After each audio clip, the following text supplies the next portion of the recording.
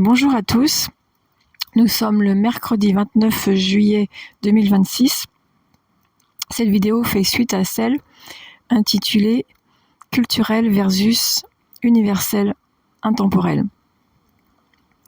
J'expliquais à travers l'épître aux Corinthiens que Paul a écrit, notamment au niveau des 2 premiers versets, où l'on voit à qui il s'adresse, et il s'adresse à tous ceux qui sont appelés à être saints, en quelque lieu que ce soit, ça sous-entendant en quelque temps que ce soit.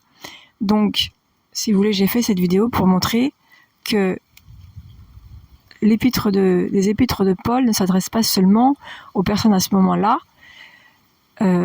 C'est accepté évidemment par tous, mais quand ça arrange, on va dire que certaines choses sont culturelles. Certes, peut-être qu'il y a des traditions, des culturelles, mais ceci dit, c'est inscrit dans le hors-temps, dans l'adressage à travers les auteurs de la Bible, pour toutes les époques, pour tous les temps, et pour tous les lieux. Voilà, c'est donc intemporel et universel. L'adressage de la Bible à l'humanité. Donc, je voudrais revenir à ce fameux « à cause des anges », donc au chapitre 11, au verset 10. Et là, il est clair que c'est bien, quand on regarde le « à cause de », c'est la traduction de « dia », du grec « dia », qui veut dire « en raison de », pour la cause de, enfin voilà. Donc il n'y a pas d'ambiguïté, d'équivoque. C'est bien à cause des anges. Donc ce à cause des anges est inscrit dans le contexte. Paul explique le gouvernement de Dieu, l'ordre créationnel de Dieu, qui concerne pas seulement la femme, mais qui concerne justement tout cet ordre que j'avais expliqué dans la vidéo. Allez-y, je vais pas la refaire. Et comme j'avais expliqué personnellement, au tout début de ma marche avec le Seigneur, quand j'ai lu ce passage, eh bien, pour moi, je le comprenais, je le saisissais, sans pour autant avoir une explication à cause des anges.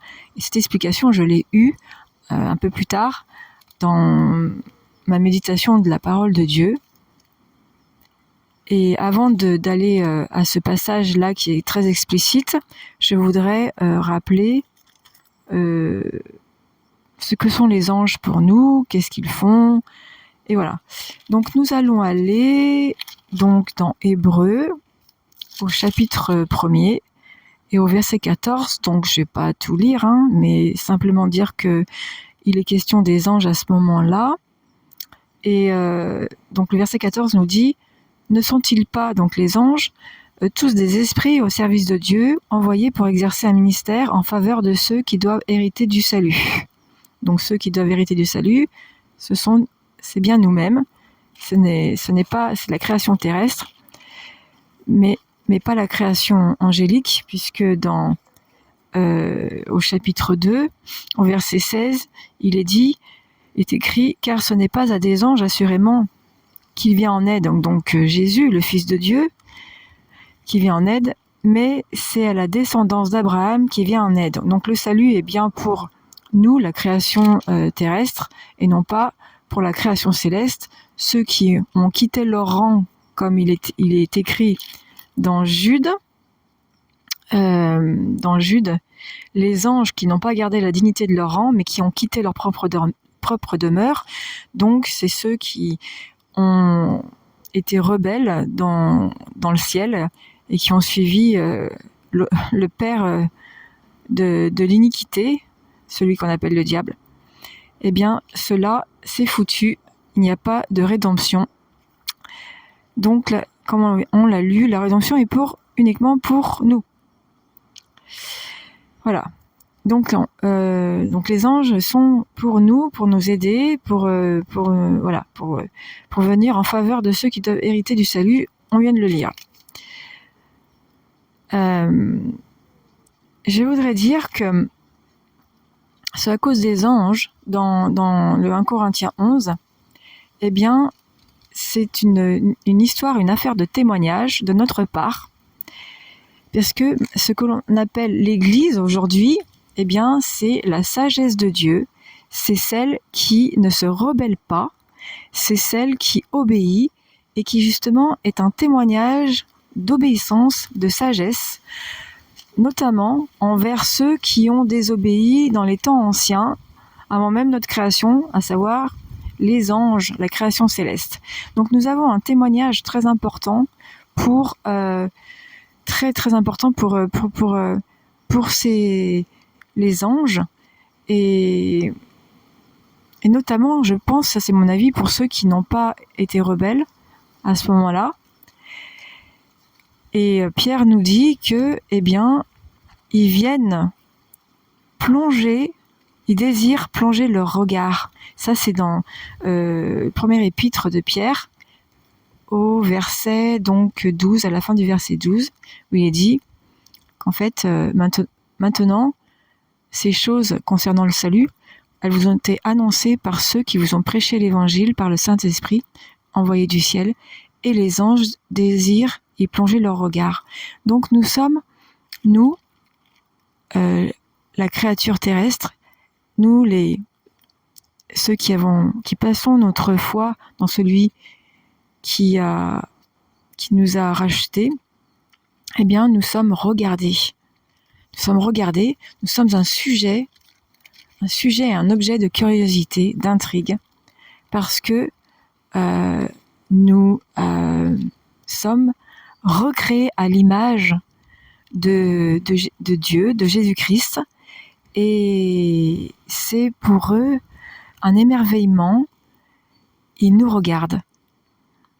Et en cela, nous avons une responsabilité maintenant, puisque en Jésus-Christ, nous sommes la manifestation de la sagesse, de la justice, de la rédemption, de la réconciliation de Dieu en Jésus-Christ.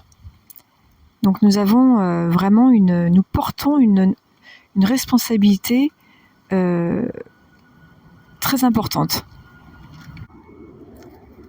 Et Paul aux Éphésiens, donc dans le chapitre 3 au verset 10, nous dit, suite au mystère qui a été révélé, qui a été mis en lumière par l'apôtre Paul, qui avait été annoncé quand même dans des écrits avant Jésus-Christ, je crois même dans Zacharie, que les païens et le peuple premièrement choisi, élu, hébreu, forment un seul corps. Et donc mon point, ce que je voulais dire, c'est que au verset 10, il est question, vous allez voir, des anges. Donc ainsi désormais les principautés, c'est les principautés et les pouvoirs dans les lieux célestes, donc voilà, c'est clair, je n'ai pas besoin d'expliquer, connaissent par l'Église, l'Ecclésia, l'Assemblée, la sagesse de Dieu dans sa grande diversité. Donc vous voyez pourquoi les anges sont autant intrigués par nous qui sommes la création nouvelle en Jésus-Christ, où tout est restauré, tout ce qui avait été volé par l'ennemi à cause de la rébellion, à cause de notre désobéissance, eh bien, maintenant en Jésus-Christ, tout est restauré et il y a une sagesse en Jésus-Christ qui est nôtre et qui intrigue terriblement, incroyablement la création céleste. Et donc je voudrais venir en fait donc à Genèse 6. On va aller à Genèse 6. À Genèse 6 où nous voyons que la raison pour laquelle il y a ce à cause des anges. Donc, on saute dans 1 Corinthiens 11, verset 10. Alors, je le lis. Chapitre 6, je commence par le verset 1. Lorsque les hommes eurent commencé à se multiplier à la surface du sol et que les filles leur furent nées, les fils de Dieu virent que les fils des hommes étaient belles, et ce fut parmi elles qu'ils choisirent leurs femmes. Alors l'Éternel dit, mon esprit ne restera pas toujours dans l'homme, car celui-ci n'est que chair, et ses jours seront de 120 ans. C'était l'époque où il y avait des géants sur la terre, appelés après que les fils de Dieu furent venus vers les filles des hommes et qu'elles leur eurent donné des enfants. Ce sont là les héros des temps anciens. Il y a beaucoup de choses de révéler là-dedans, mais on va se tenir seulement avec le rapport de à cause des anges. Donc on voit dans ce passage que clairement il y a eu réalisation d'une abomination parce qu'il y a eu mélange entre deux types de création, les célestes avec les terrestres, et ça c'est quelque chose qui est interdit. Nous l'avons lu tout à l'heure, que ce sont des anges qui ont quitté leur rang, et à cause de cela, l'Éternel, on voit un peu plus tard, un peu plus loin, qu'il a regretté d'avoir fait l'homme sur terre, et qu'il était grandement affligé. Donc ce n'est pas en Éden quand l'homme s'est détourné finalement du commandement de l'Éternel. C'est pas là qu'il a regretté d'avoir créé l'homme. C'est en Genèse 6, lorsqu'il y a eu cette forte rébellion de mélange entre les créatures célestes et la créature terrestre, ce qui donna naissance à une race hybride, mi-homme, mi-dieu, autrement dit les géants, les Anakim, les Réphaïm, les Émim. Tout cela nous est renseigné un peu plus loin dans la parole de Dieu, et puis dans d'autres livres, le livre d'Enoch en particulier. Donc à cause des anges de 1 Corinthiens 10 fait référence à ce passage-là, et qui est vraiment qui traite en fait du gouvernement de Dieu, de l'ordre créationnel, et c'est une abomination devant Dieu. Et nous maintenant qui sommes recréés à l'image de Jésus-Christ, eh bien nous devons vouloir poursuivre la sagesse de Dieu, la vivre, la manifester. Nous devons dire Dieu a dit, ne pas contester avec ce que l'Éternel a décrété. C'est lui qui est l'auteur de tout ordre.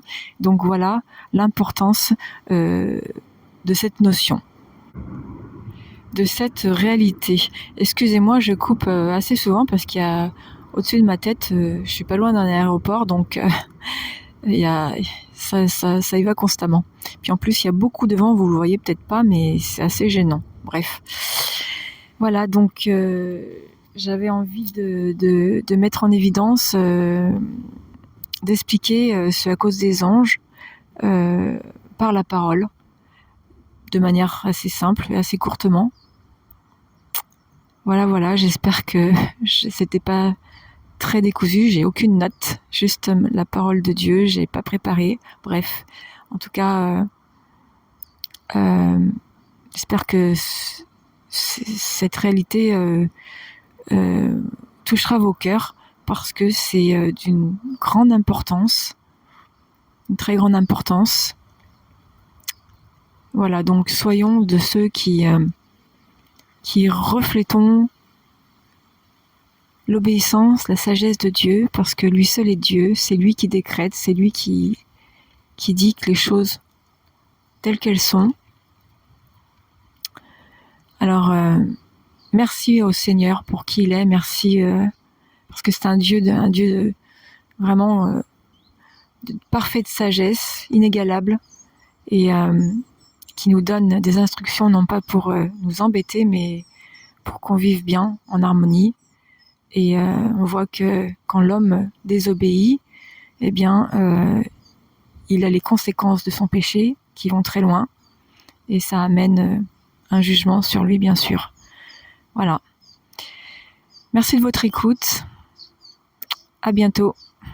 Shalom, shalom.